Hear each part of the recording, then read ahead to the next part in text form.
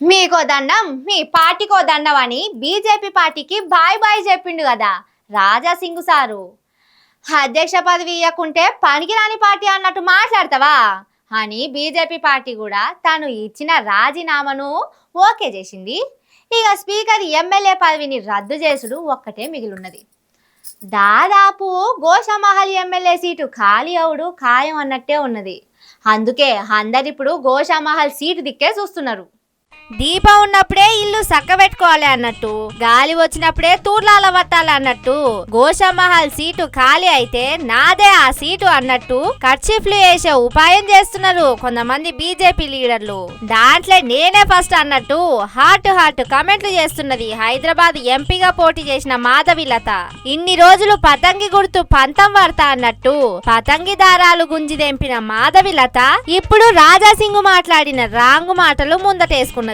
Old సిటీలా ఎంపీగా party ticket తనకిస్తే అభ్యర్థిగా మొగోళ్లు దొరకలేదా అని రాజాసింగ్ అవహేళన చేసిండట.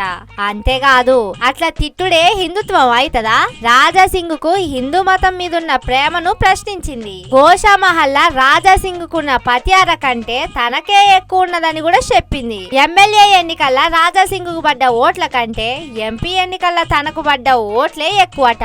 పాపమని పాముని తీసుకొచ్చి పాలు పోస్తే కాటేసి పానాలు తీసినట్టు కార్పొరేటర్ ను తీసుకొచ్చి ఎమ్మెల్యే చేస్తే పార్టీనే తిట్టిండు అని రాజాసింగ్ మీద పొట్టు కామెంట్లు పెడుతున్నది. మరి ఇన్ని రోజులు ఎందుకు ఉన్నది? పార్టీ క్రమశిక్షణల భాగంగా కామున్నదా, లేకుంటే రాజాసింగ్ మీద రాంగ్ కామెంట్లు చేస్తే రేపు గోషామహల్ టికెట్ తనకే ఇస్తారనుకుంటున్నదా?